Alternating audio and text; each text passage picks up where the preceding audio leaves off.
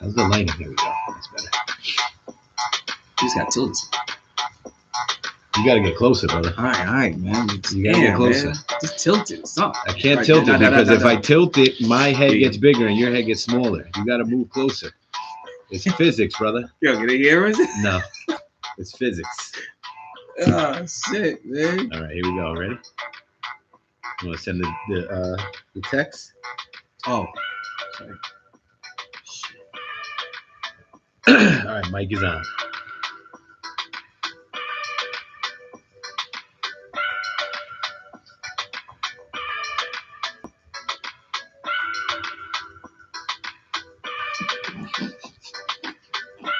Let's go.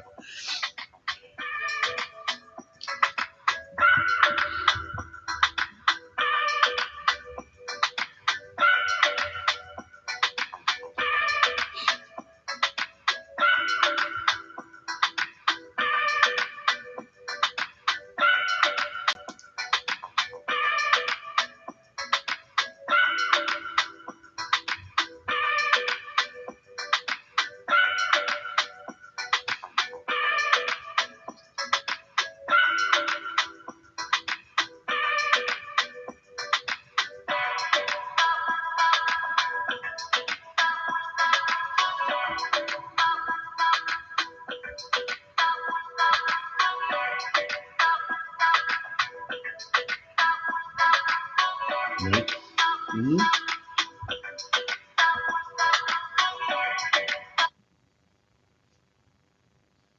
What's up, everybody? Welcome back. Episode 29 of the Village Legends podcast. Episode 29. Myself, Seth Rogers, C Flash 5 by my side. We're back once again. Greatest 29 in sports history. I don't know. We got Eric Dickerson, who rushed over 2,000 yards in 1984, 2105 over 2100. We got Earl Thomas, great Pro Bowl safety, 7-time Pro Bowler. We got Adrian Beltre, Hall of Famer, over 3,000 hits, wore number 29. And we got John Smoltz, who was a Brave, and we'll keep it at that. My brother, we got a lot to talk about today. Big sports weekend we just missed. Well, I should say behind us. We got some NCAA, NFL news to talk about, Major League Baseball, hot stove heating up, some fight talk, of course, and some NBA action, and we'll give you a little extra point at the end. See, take it away, my brother. What are we talking about today? Hey, welcome back. Welcome back. I'm trying to keep myself composed to all, my good people. I just want to let everybody know that, it was a real harsh, long weekend. My Michigan Wolverines suffered a really, really tough loss, butt whooping by the number one team in the country. And That's right. We were trying to go for 5 in a row. I got to let that be known that we were trying to go for 5 in a row against the Buckeyes. But they came to Ann Arbor and they really, stomped us out. It was respectful, but it was very wise that they did not try to plant a flag in Ann Arbor's field, because there would have been some real gangster dudes out there that it would have got real ugly. So I wanted to let everybody know that, including Pops. Pops the first check-in, go Ohio State. Which I let him know. I said, listen, there's way too many gangster dudes out there that look like, hey, they're everyday 9-to-5 guys.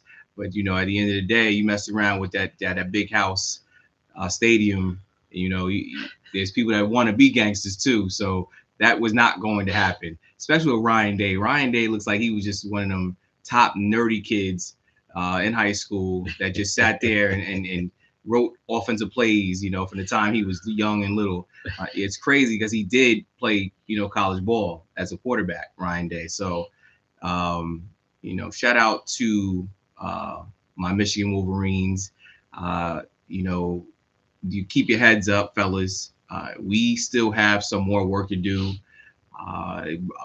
Underwood is our starting quarterback. Underwood still is fresh. He's 18 years old. This is a lesson learned for him moving forward. And I don't really hate the young kid at all. You're going to have some real nasty people, of which there were. But we need to understand that Bryce is the future, and he's going to be okay. Uh, we have recruits coming in that are going to be nasty, and we're going to continue challenging and competing against Ohio State. Ohio State is going to have their same thing. I wouldn't be shocked if the NFL comes knocking on Ryan Day's door, to be honest with you. Me neither. He's been doing a hell of a job with Ohio State. And again, I just wouldn't be shocked. I think, you guys are looking, with him, Mm-hmm. We're getting on, Lane Kiffin and all this other stuff. But We'll talk about Ryan Day is Mhm. going to be the next one. And I really believe they're going to call him into the NFL. If he does take that job, I don't know if he's going to be great at it, but you already have NFL, coaches on your staff. And shout out to Matt Patricia, because Matt Patricia brought the NFL down to college. And he's been having a phenomenal year with Ohio State. Mm-hmm. The defense is looking phenomenal. And I want to also give a shout out to Wink Martindale. I have in the past gone out and said some things about him, but I still stand on that. I think Wink needs to get a better scheme. I like the aggressive blitzing and all that, but we need something better in that secondary. The way that we got torched versus Ohio State shows Wink, you need to do better with the secondary. Aggression's great, but they're going to go deep every time. Mm-hmm. Every time they're going to go deep. Yeah. Do we really have to talk about the score? We really don't have to talk about the score. Do we have to do that? The final score was 27-9. And shout out to Ohio State. They played well. In my opinion, they played well all facets of the ball, and they shut out those Michigan Wolverines in the second half. It was a tough go for your boys. It is what it is. We'll move on with number one in the country. Talk to them. Anyway, the hot topics and right off the crates, Mm-hmm. and I love saying right off the crate because it really is off the crates, is about head coach Lane Kiffin, the current former Ole Miss head coach. That's crazy. Who was there for 5 years, 5.5 years, if you want to, say that and calculate it. They came and grabbed him just like I felt, and I mentioned this also in our last episode, that Lane Kiffin was not staying at Ole Miss, and that was because of his past history Mm-hmm. in college football. Yep. In football, Lane is different, and a lot of people that don't know that, it has nothing to do with NILs, has nothing to do with this and that. Lane Kiffin moves when he wants to move, and nobody can change him. Okay. So LSU has offered Lane Kiffin a 7-year deal worth $91 million. From what sources say, that's about $12 million annually. He's currently has Ole Miss, the number 6 team in the country, at 11-1, and they are going to be in the college football playoffs. Mm-hmm. So, but the school has declined to allow him to coach that team. He wanted to, but because of business reasons, and which I understand why they would not allow him to do that. I'm with it too. Really? At the end of the day, I'm actually with it too. Oof. Man, that's tough. Because you don't know he could pretty much take most of that team. That I know. Those are all his recruits. He's been there 6 years. So at the end of the day, that's what will happen. And I understand people's feeling towards it. At the end, and then there's the other flip side of it, Sess, Mm-hmm. where they're sitting there talking about the kids could leave automatically anyway. Yeah. It doesn't matter. It doesn't matter. Yeah. Cam Newton made a good point today on First Take, and he said that the kids commit to the coaches. They don't commit to the school. Mm. And he's right. That's a good point. You know what I'm saying? Mm-hmm. They commit to the coaches. They don't commit to the universities. And I want to be clear also with this, because it's okay when these young kids who sign commissary and commitments to that particular coach and university, and in the last minute they decide to hightail their asses out of there because of the first sign of trouble. Mm-hmm. Okay, okay, I'm not starting. I'm not getting a playing time. And then you know what? They're gone. They're gone in the same season that they started. They're transferring and can play, I think, possibly with the same school, or they can play the next year. Normally in NCAA, how it was is you got to take a year off if you're going to transfer. No longer. And the NIL is setting standard. It's that's what people were thinking. You know, did Lane really leave because of such? No, Lane Kiffin left because he wanted to. Well, yeah, bottom line. Yeah. Money talks also, but Lane, in his mind, he doesn't allow no one to pressure him. Remind you, I have his resume. He took a Florida Atlantic job, okay? Florida Atlantic job. And I remember when he took that job and he turned that program around, okay? He's just the offensive-minded genius. His father was the legendary Monty Kiffin, okay, who was the defensive coordinator for the Tampa Bay Buccaneers under John Gruden when they won a Super Bowl. Football is in this man's DNA, okay? And he was also an assistant at USC and learned from Pete Carroll, learned from Nick Saban. He has 3 national championships, okay, as an assistant. None as a head coach. Okay? That's right. Key point there. So, you know, at the end of the day, you know, people were upset with Lane Kiffin. Why would you be upset? Let me throw it on you. Why would you be upset with him? That's number one. I would be upset with him if I was the parent of one of his recruits at Ole Miss. Yeah. Who maybe up and moved, or you know, had the kid move across the country to go to Ole Miss, and now he's walking away from that commitment. I will be upset with him if I'm the donors of Ole Miss, you know, the sponsors and the boosters, because the exact same thing, and other guys have said this. I sent you that thing that Jonathan Coachman said, because Lane Kiffin's going to stand up there at LSU and he's going to say the same exact stuff he told Ole Miss. I'm here to turn this program around. I'm here for the long haul. I'm here to build these kids up. And then if he gets an opportunity, he's probably going to bounce on them too if he gets a shot, you know? So I see both sides of it. I really do. I think it sucks. Bleacher Report reported that the players did confront him when they heard the news coming out, and he was honest with them. He said he was taking it there for the opportunity for his family, and that he still wanted to remain and coach the team. Yeah. But the school didn't allow him to do so. Now, I disagree with you on that. I think the school should allow him to finish his commitment, at least finish out the season. And, you know, I mean, he got the team this far. It kind of sucks that he has to walk away from that now. But listen, it is what it is. It's their policy. And we'll see what happens, brother. Excuse me. You think they have a shot, by the way, without him now? I mean, it's still they're still running his plays, basically, you know? Yeah, but he's still not there calling those plays. I know.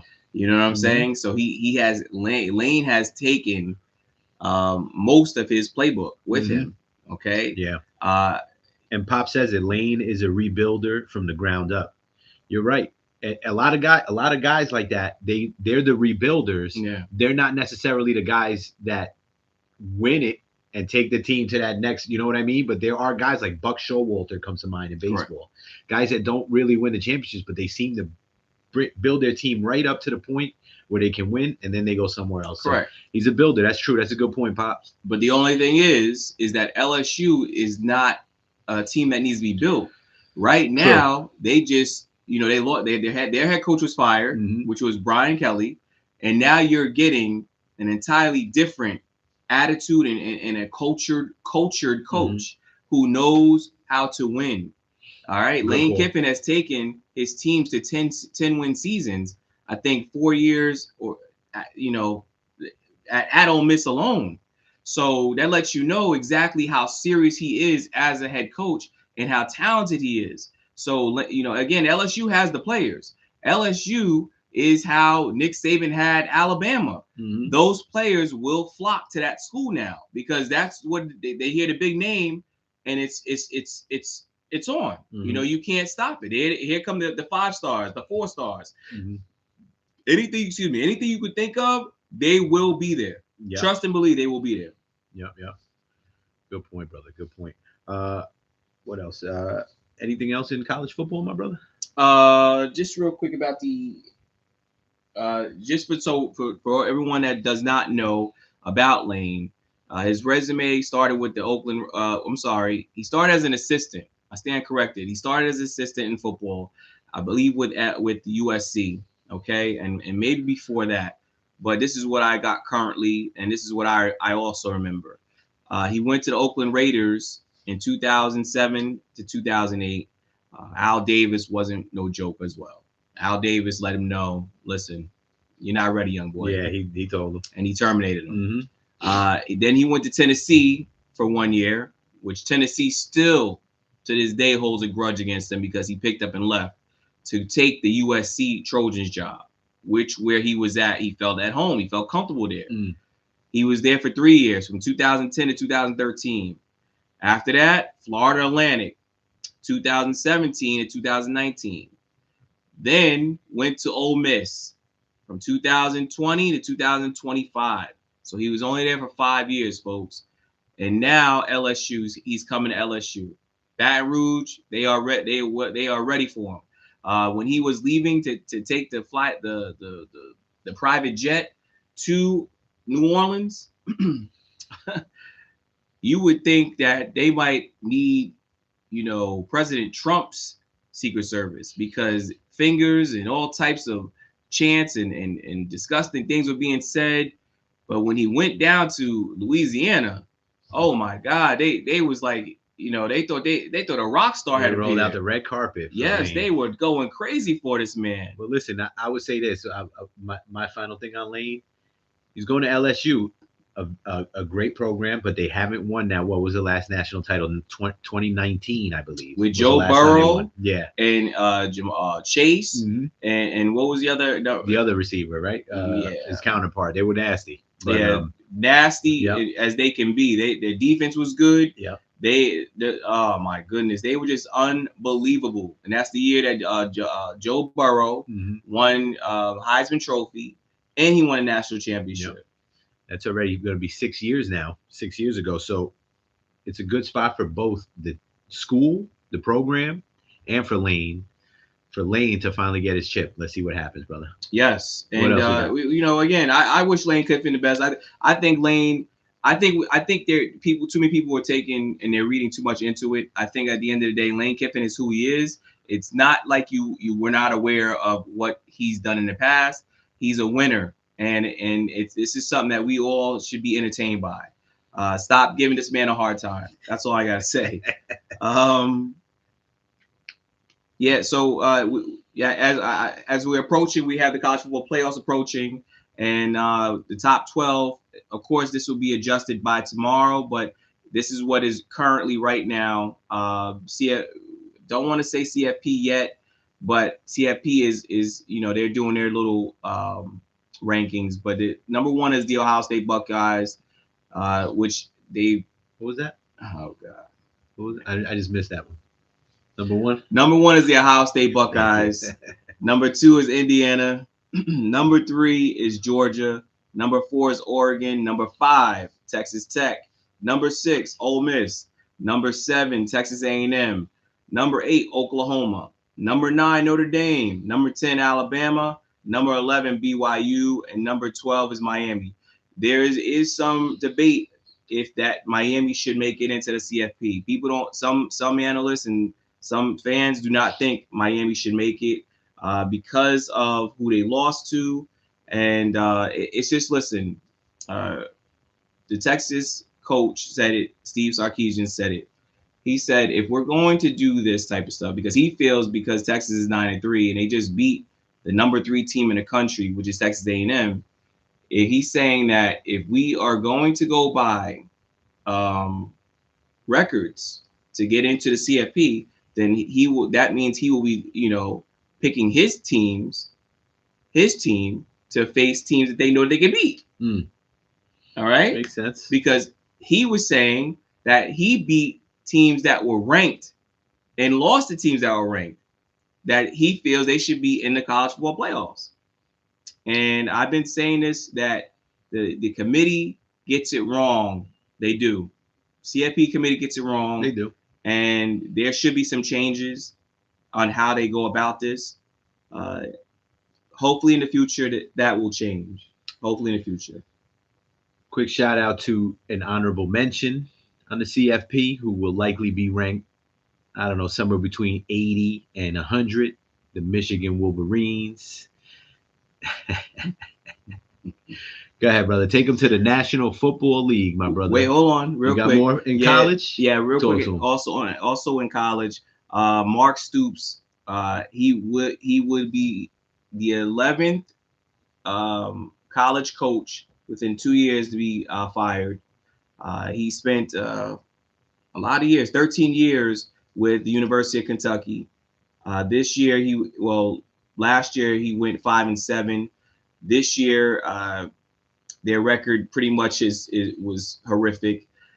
His overall record was 72-80. He is actually the winningest coach in school history. Number 2 is Bear Bryant. And so, to be around that company is awesome because the great Bear Bryant was a hell of a football coach. Absolutely. Michigan State fires head coach Jonathan Smith after 2 years.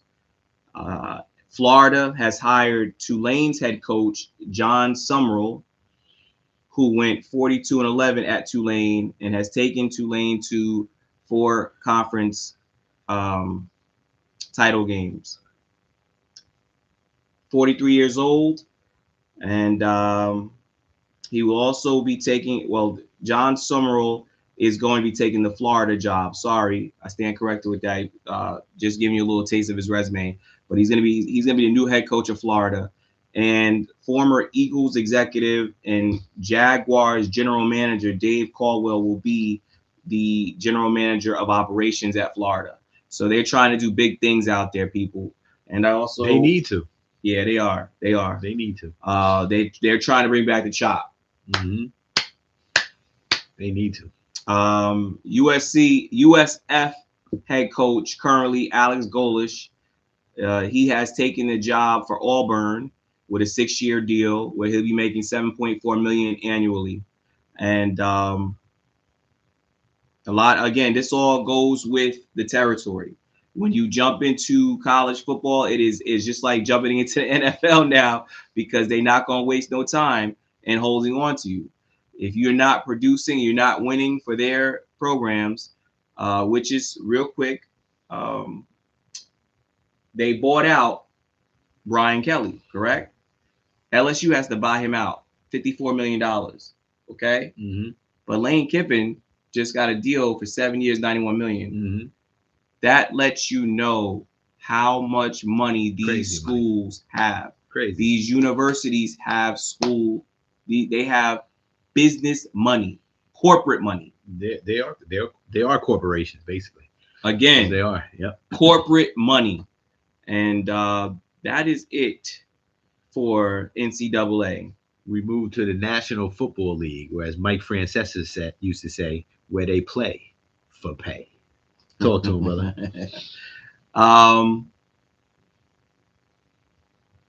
With the I'm sorry, folks. With the NFL, the National Football League. I know you got some power rankings for us. You got some news and notes. Again, there was some talks about, the hot topic of discussing Mike Tomlin.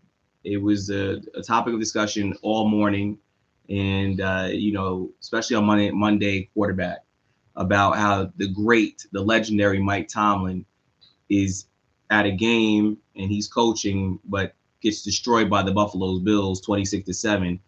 And while he's on the field, he hears chants of "Fire Tomlin, Oof. Fire Tomlin." I mean, that's tough. It's hard when you have this type of coach who's been there. He's the longest tenured coach, I think, maybe to ever be with Pittsburgh, and he's taken him to the Super Bowl twice. He's 1-1, and he has the quarterback on his team that beat him in the Super Bowl when the great Aaron Rodgers was playing with the Packers. There is a lot of conversation about, do you think it's time for him to go? And a lot of coaches, a lot of teams, NFL teams, will take him if you fire him. Absolutely. So Pittsburgh is not stupid. No. Absolutely. But what is going on with Pittsburgh so that we understand where they feel they need to get rid of Mike Tomlin? listen, a couple of weeks ago, this was a whole different conversation. We thought that Aaron Rodgers might be turning it around for them, but yesterday on that field, Aaron Rodgers at one point looked like a mess out there, folks. He was bleeding from the bridge of his nose, right? He was just a disheveled mess. He looked old. I didn't want to say it, but he looked kind of washed. He did. Yes. He looks older than Tomlin when they're standing next to each other. To be honest with you, to me, Mike Tomlin's a guy that could coach as long as he wants. If he was my coach of the Giants, I would be like, yo, Mike, you got the right attitude for this team. You can coach here as long as you want. Just as long as you don't mess it up. Like, as long as you don't jump off a cliff. Yeah, you're good here. You know what I'm saying? And that's not what he's doing. No. You know, the players have to figure this out. Yes. You know, don't take Mike Tomlin lightly. You know, but at the end of the day, Mike Tomlin knows how to coach. Yes. We need to understand that. You know, it's not Mike Tomlin. They need to dig. I mean, you got TJ Watt. You just signed a crazy extension. Where is the leadership? The leadership. Aaron Rodgers went on record saying that, you know, hey, he wished his receivers would come to team meetings because, you know, it's getting tiring that when he makes a check on the line or an audible, they run a different route. That's crazy. That's real crazy. For Aaron Rodgers to have to call out his receivers, that's bad. Now, not to cut you off, but I look at Tomlin on that. Where's he on that? You know what I mean? Coach Coughlin would not accept that. You know what I'm saying? So something's going on there. Go ahead, brother. I mean, listen, if we're gonna really do it, this is the reason why they are saying that they want Tomlin gone. Pitt has lost 6 consecutive playoff games. They're 0-6. All right, and they've been outscored in every loss. They started what? Yeah, they're 2-5 in their last 7 games. And Pitt started 4-1 this season. Yeah, they were on their way. What? I mean, are some of these stats wrong? Is that enough to say, hey, he's got to go? No, it's just what have you done for me lately? That's what happens in the NFL. Everybody wants to win. I get it. Everybody wants to win, but are they getting penalized for that? Trey asked, are they getting penalized for that? I mean, sometimes when you're consistently good, but you don't get over that hump, sometimes you get penalized for that. The fan base is like, all right, cool, but when are you going to get us back to the promised land? You know, it's tough. With professional sports, not unless you truly suck it up, you just stink. Then we all understand it because we are sport fans. So we can sit here and let all of the viewers and all listeners know, listen, when it's time to fire somebody, we feel that we have that edge to say so because we've watched these games. We watch what they do. It might be time to drop the hammer on them. But Mike Tomlin is not one of them guys. And people will say, well, how much time we're going to give him? You know, I got friends who are Steeler fans. This Steeler Nation is real. At the end of the day, I understand how you guys feel. Yeah. But Mike Tomlin is not the one that is putting you guys in this losing predicament. You know, coach is coach, but it's the player's job and leadership to get it right. It's true. Imbue Group says, bring him to the Giants. I'll take Tomlin all day. Word up all day. That's been the talks on ESPN and a lot of sports shows. They've been saying, hey, the Giants will definitely look to grab him. Heck yeah. There's a lot more teams that will grab Tomlin. Not just the Giants. Than you think. Yep, absolutely. Yeah. You know, let's talk about real fast the shocking games that took place. But I don't know if I can say I'm real shocked about it. I'm going to leave it as we debate it. The Bears defeating the Eagles 24-15. The Rams lose to the Panthers 31-28. Which was more shocking of a loss? That's a good question, brother. I think the Rams was a shocker, man. I think that was a shock to me. I think they were rolling along. I know you go the other way, but to me, I was like, man, because, you know, the Eagles, week to week, they've been inconsistent, you know. But the Rams, what do you think? For the first time, last episode, who did I have in my power ranking? You had them in there. The Bears. Yep. Yes, you did. Okay. They're for real. The Bears are climbing, folks. They have an offensive line. They have a quarterback, Mm-hmm. and their defense has been getting real good. Yep. They again, team. My New York Giants have played these guys. Mm-hmm. You know, they played the Broncos, and the fact that the Giants just didn't finish, and these teams are finishing. This is what a finished product comes down to. You know, Ben Johnson, hell of a job, hell of a job. Mm-hmm. Your team is clinging on to you what you are preaching. You brought a different culture, and it just shows. You know, same thing with Aaron Glenn and the New York Jets. Mm-hmm.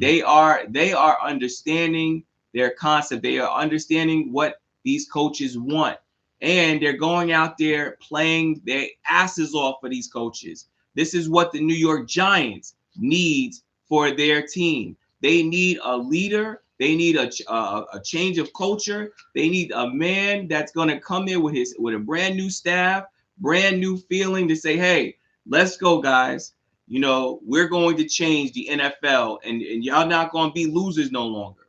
You know, so again, it's hit or miss. Coach Tomlin will be fine. Either way, if you release him, if you fire him, I don't see it happening because the Rooney family is about class, Mm-hmm. and they know that Coach Tomlin is not the issue. Yeah. You What know. else, brother?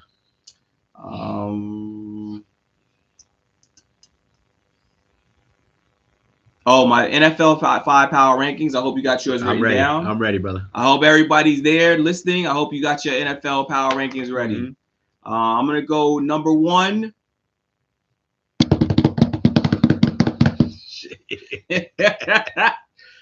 The Denver Broncos. Ooh.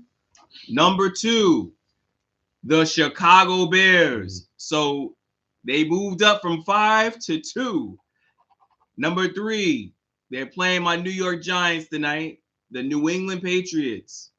Number 4, the Green Bay Packers. Number 5, Buffalo Bills. That is my Power 5. That's a good one. So that's what you got. I was going to say my Patriots. I still got the Patriots at the top as they roll on. They're playing our Giants tonight on Monday Night Football. I hope our Giants pull through. I'd love to knock the Patriots off this top spot, as the Giants usually do knock them off their top spot. Yes, sir. I got the Bills at 2, coming off that big win they had. I got the Rams at 3. They dropped a spot in my rankings with the loss, but it was a tough game. It was close all the way through. I was shocked by the outcome, but it was close. I got the Broncos at 4, been consistent. And I got the Bears at 5, brother. They made the cut at number 5. They're doing very well. They knocked the Eagles off my list. And an honorable mention to the Cowboys. Are they turning it around in Dallas? Is it a turnaround? They're 6-5. They're 6-5. Mm-hmm. And there is something that I will say. Something's going on. The Cowboys have seemed to figure out whatever it was. And I'm going to say one thing. The addition of George Pickens has turned the Cowboys around. Yes. What a player. And they also the trade for Williams from the Jets. Out well. From the Jets. So it's turned out well. Good call on Pickens, by the way. And CeeDee Lamb is dropping some easy ones and catching the hard ones lately. If he turns that around, it's sky's the limit for this team. I think they might be onto something here. Yeah. You know? So, I mean, that's what's going on right now. NFL is heating up as we come closer to the playoffs.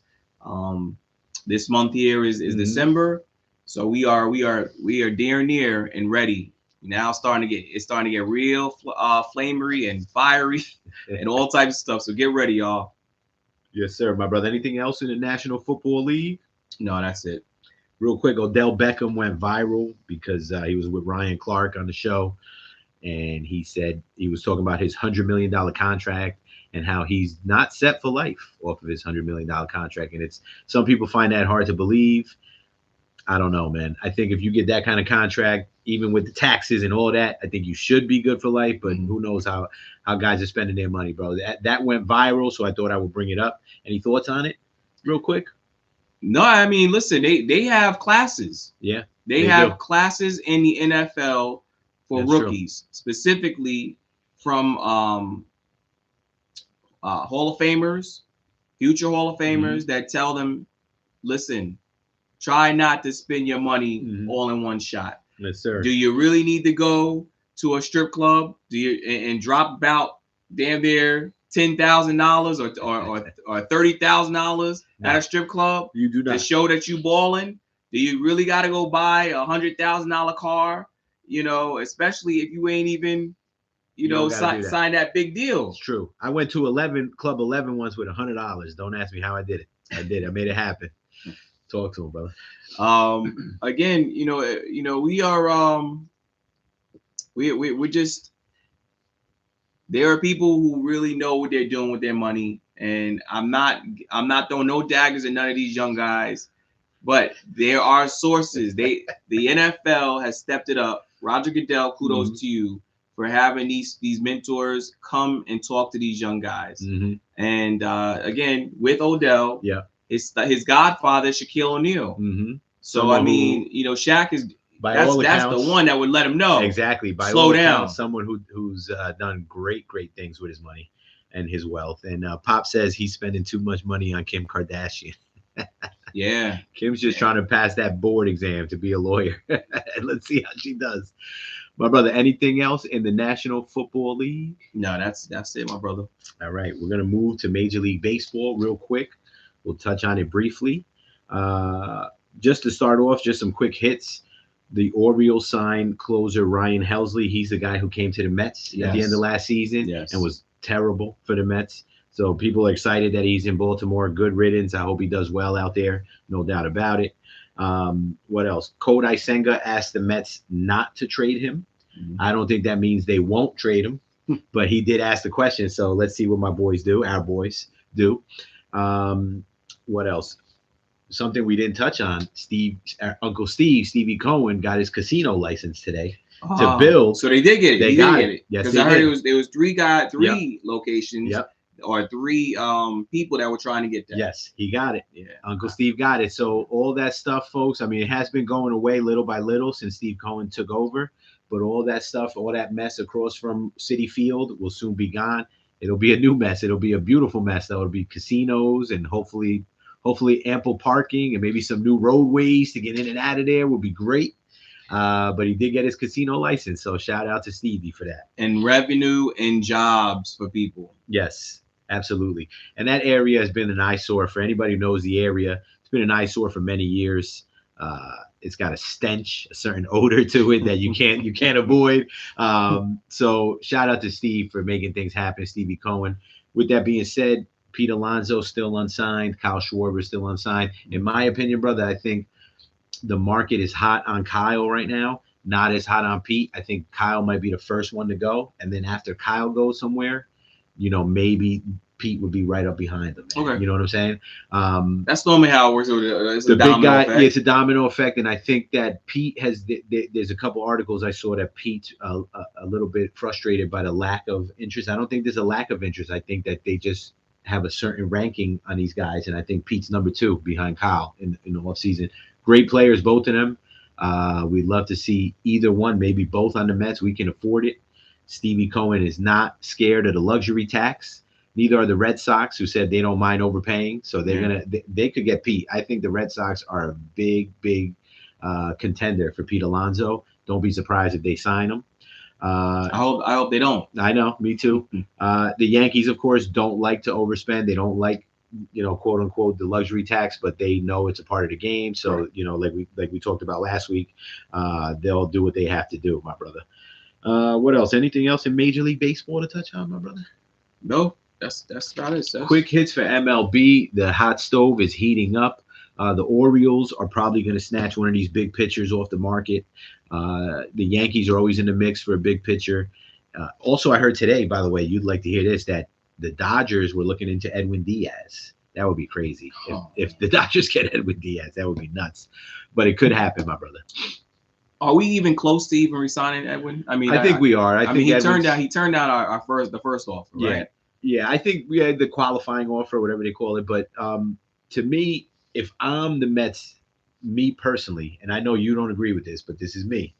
To me, priority-wise, Diaz I got to sign before Alonso because I feel like I could replace Alonso's bat like we talked about with Bellinger, 100%. With Schwarber, with a bunch of guys that are out there. Correct. But you can't really make up for what Diaz brings to the table. Ryan Helsley wasn't the guy. Good luck to him in Baltimore, but he wasn't the guy for us. And Edwin Diaz knows his worth. Yes, he does. His agent knows his worth. Yep. Hands down, Edwin Diaz at one point was the best closer in baseball. Mm-hmm. And we're using him more than that now.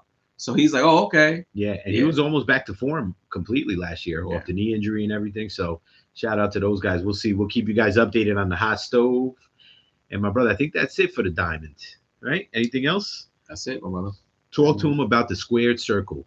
The fight game, the octagon, boxing. What do we got in the fight world? Well, this coming weekend we have UFC. Those who know mixed martial arts, it's UFC 323, and the headliner on that is Davalishvili versus Jan Tu. So this is their rematch for their bantamweight title.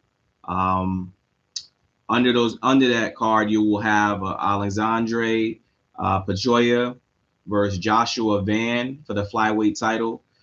You'll have Brandon Moreno versus Tatsuro Taira for the it's just a regular flyweight match, and Henry Cejudo versus Peyton Talbot for the another bantamweight match, not for the title.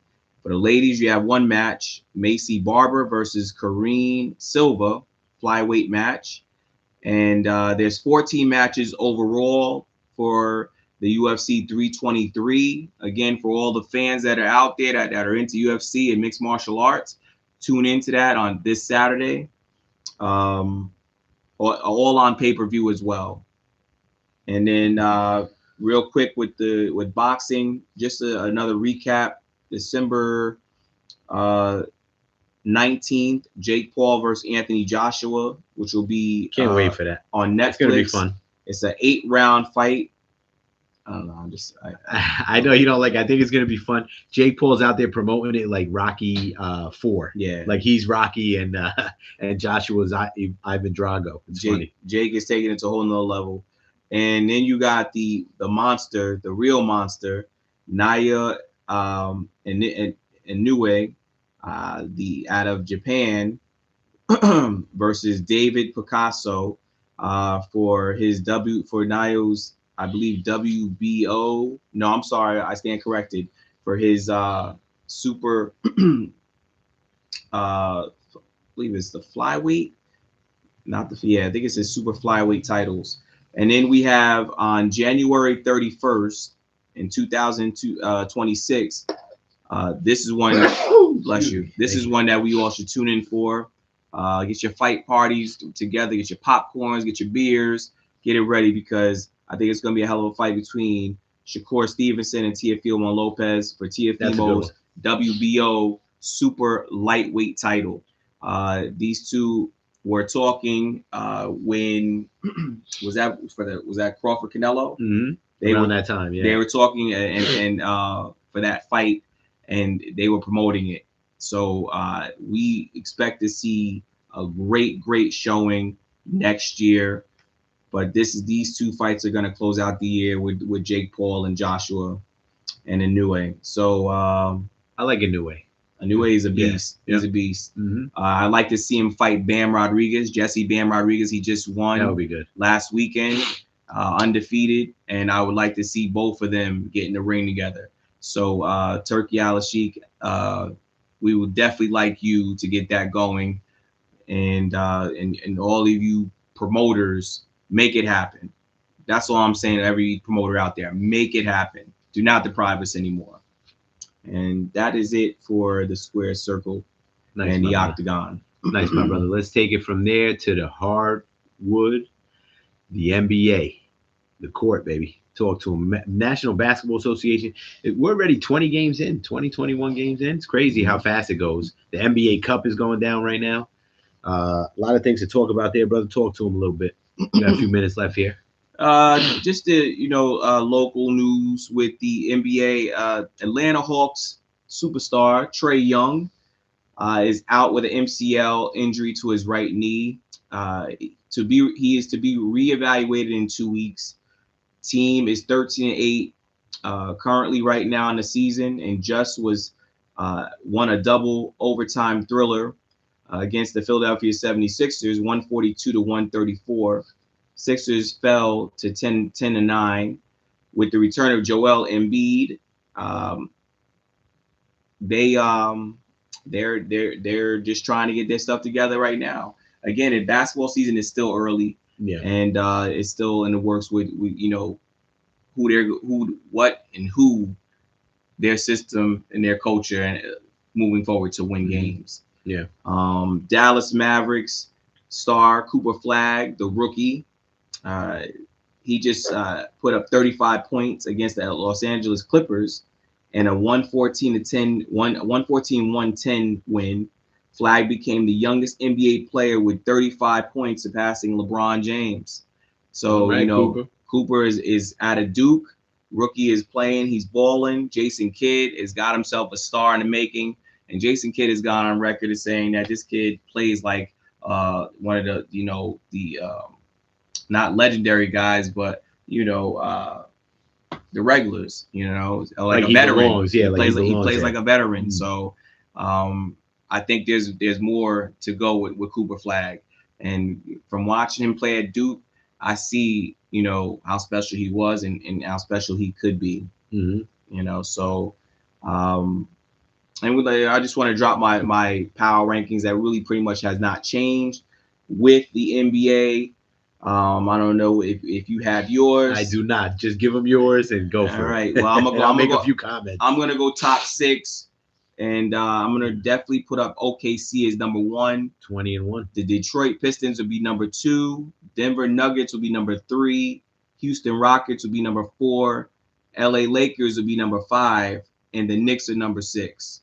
So right now, once again, folks, it's still fresh, still young, but they balling. They still balling, and the Pistons have arrived. The Pistons are good. They have arrived. Yeah, the Pistons are very good. I want to say real quick, the Thunder are 20-1, and we talked about this before the show. SGA is getting every single call on the planet. They called a flagrant foul yesterday that my man had his arms up the whole time, and SGA went flying, and they called a flagrant foul. I couldn't believe it. He's getting all the calls. It's Flop City, USA at times. But you said this before. You said this before the show. You go, he is right now, not that you're saying he's Michael Jordan, but you're saying he's the Michael Jordan of the league right now. So he's going to get those calls. He's the league's top star right now. He's going to get those calls. As much as I hate to agree with you, I agree. One other shout out real quick to Giannis Antetokounmpo, who told the reporter he expects in 5 years' time, to be in the talks about the NBA's leading all-time scorer. Giannis, if you're listening, I hope you're wearing a Knicks uniform at that time, and there's a chip or two under your belt, my brother. Well, listen, make no mistake about it. I'm a Giannis fan, and I've always said this about Giannis. I feel that Giannis, to me, at one point, was the best player in the NBA. Yeah. Jokic is Jokic, but I feel that Giannis on any given night can just go off. He can.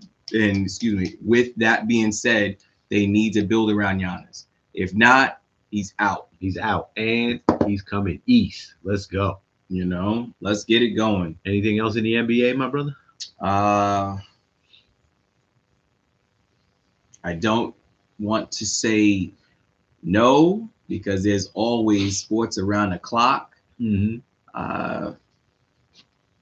As of right now, I'll throw some scores out there for everybody that is NBA fans. Hawks are up 55-52 versus the Pistons. Bucks 74-60. Right now, Clippers are down 46-47 versus to the Heat. Cleveland Cavaliers 66-54 versus the Pacers. Hornets and the Nets. Hornets 44, Nets are 39-39. Bulls 35 to Magic's 39.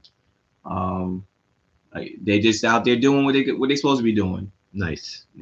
That's about it.